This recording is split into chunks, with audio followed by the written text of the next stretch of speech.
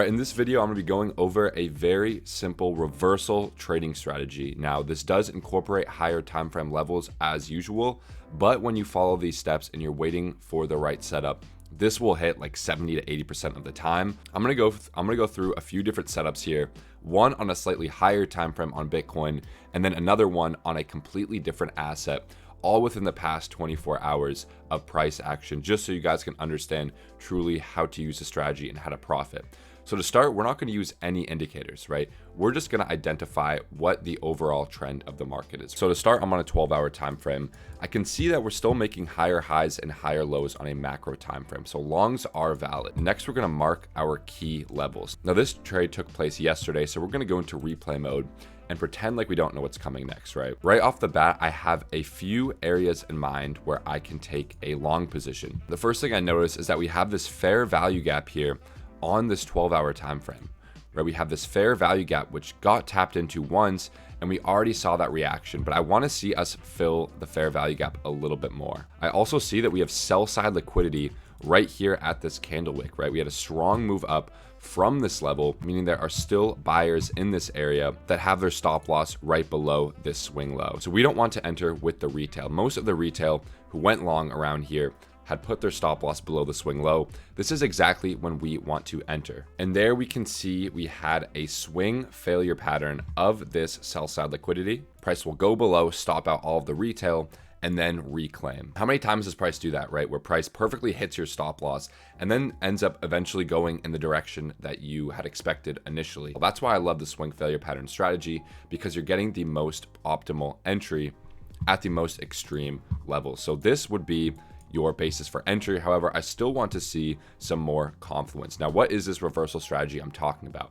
Well, first you want to make sure price is at a key level, which in this case, we are at a key level. We're at this higher time frame fair value gap, and we've already swept this sell side liquidity. So now we want to wait for a successful reclaim and some sort of bullish confluence on a lower time frame. Now, the bullish confluence I'm talking about is a bullish divergence at these levels, meaning I want to see price make a lower low as the momentum is making a higher low. Bullish and bearish divergences work on any time frame, and when they are at a key level, right? For example, after sell side liquidity is swept, these divergences tend to play out very, very nicely. All right, so at this stage, we have a slight bullish divergence here on the EzOscillator. You can also pull up your EzAlgo trading indicator at this point and just mark out some key levels. We can use the higher time frame support and resistance levels just so we have a better idea of where these zones are. So as you can see, right, we're still below this 4-hour previous support level, which is now resistance. So ideally, I'd like to see a recapture of this level and a break of structure of this high, right? I really want to see a candle close above this high to confirm the uptrend, but we are seeing some bullish divergences. And then we have that extreme swing failure pattern, right? Another swing failure pattern with a strong bullish candle. This is an extremely bullish candle. As you can see, we're getting another bullish divergence. If you go to the 1-hour time frame, you'll see that that bullish divergence is confirmed. So again, now I'm just waiting for a break of structure, which we can look for on a lower time frame. So there is the break of structure and also the reclaim of the 4-hour support level. Now, if you wanted to, you could have entered on that EzAlgo buy signal on that strong candle there, but for the most amount of confluence, we really want to wait for that break of structure. So let's say we got the most optimal entry right here on this swing failure pattern as price closed back above. You're going to put your stop loss at the swing low and simply target the 4-hour resistance levels as your take profits. And we're going to let this price play out, hits our TP1, hits our TP2. And you can see the EzOscillator was in that overbought zone with that sell dot and that EzAlgo sell signal. This is most likely when you're going to get out of your entire position. You can also DCA entries, have 1 or 2 other entries going down to the swing low. So again, you're looking for that double bottom with the second bottom grabbing liquidity. Make sure you've already swept higher time frame liquidity and price is at a key level. Once you see that divergence, feel free to enter on the EzAlgo buy signal, or for more confirmation, you can wait for that break of structure to the upside, which would be on this candle. Keep in mind, it is going to be a little bit of a later entry, and use the EzOscillator and the EzAlgo support and resistance levels to help take profit. If you guys would like access to these indicators, click the first link in the description below. All right, now I'm going to show you guys an example on US oil. A user inside of our Discord, Fahad, had a fantastic entry using this reversal strategy. So I'm going to share the exact setup and how you can look for this in the future. So the first thing I'm noticing, right, again, I'm doing my own technical analysis without indicators at first, and then I'll use Easy for more confidence. But to start, I want to identify the key levels right off the bat. So I can see that we have this huge resistance or supply zone. You can see we've rejected from the zone once, twice, 3, 4, 5, 6, 7, 8, 9 times in the past. So this is a strong resistance zone. So this is a key level that we look to take shorts at.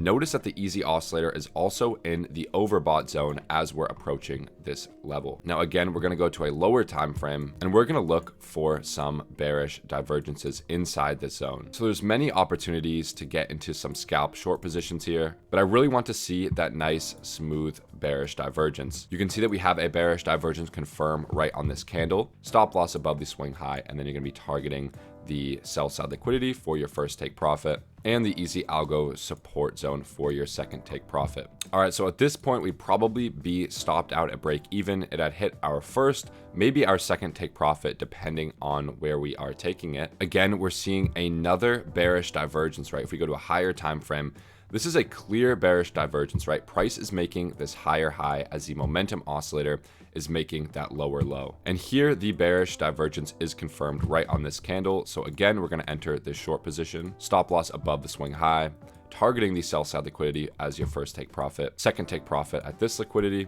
and third take profit at this liquidity right here. We can also see this is a support zone as price has bounced from this level many times in the past. So this would be our full take profit. Now, also, I do like to use Heikin-Ashi candles when I'm using this method with the buy and sell signals from Easy Algo. Unfortunately, because I'm in replay mode, I'm using the standard Japanese candles, but feel free to use the buy and sell signals on Heikin-Ashi candles using this strategy. We get that Easy Algo sell signal to follow. We're not moving stop loss to break even until our TP1, which was hit right there. We also hit our TP2, and it looks like we're about to hit our TP3, which we did. So that is the full trade. A 10, almost 11 risk to reward ratio. Now, the reason this strategy works so well, you're entering on a lower time frame where your invalidation level is so close, but since price is at a higher time frame key level, right, a support or resistance zone, maybe swept buy or sell side liquidity on a higher time frame, you're targeting those higher time frame levels as your take profit, giving you an extremely large risk to reward ratio, as you saw in this example, a 10 risk to reward ratio. And these are trades that people are really taking inside our community, right? This is realistic when you're trading. You get setups like this. Obviously, when you're using these higher time frame support and resistance zones, you're not going to get a trade every single day, especially if you're only trading one asset. But when you do, and when you see a setup like this line up, especially on a slightly higher time frame, like a 15 to 30 minute time frame, I really like these bullish and bearish divergences on a higher time frame and the oscillator as well to help you guys find an entry. So again, you're waiting for price to be at a key level on a higher time frame. Key level could be a support or resistance zone. It could be a key fib level. It could be a swing failure pattern, whatever that is to you. And next, you're waiting for that bullish or bearish divergence. Now, keep in mind, price must be making a higher high as momentum is moving down, or vice versa for a long position, price must be making a lower low, grabbing liquidity as momentum is moving to the upside. And once all your conditions are met, you can enter the trade as I've shown you guys and make some really great profits. That's it for me in this video. If you guys enjoyed, feel free to leave a like, subscribe to the channel for more trading content. We've got some huge updates coming out shortly, so stay tuned for that, and I'll see you guys next video.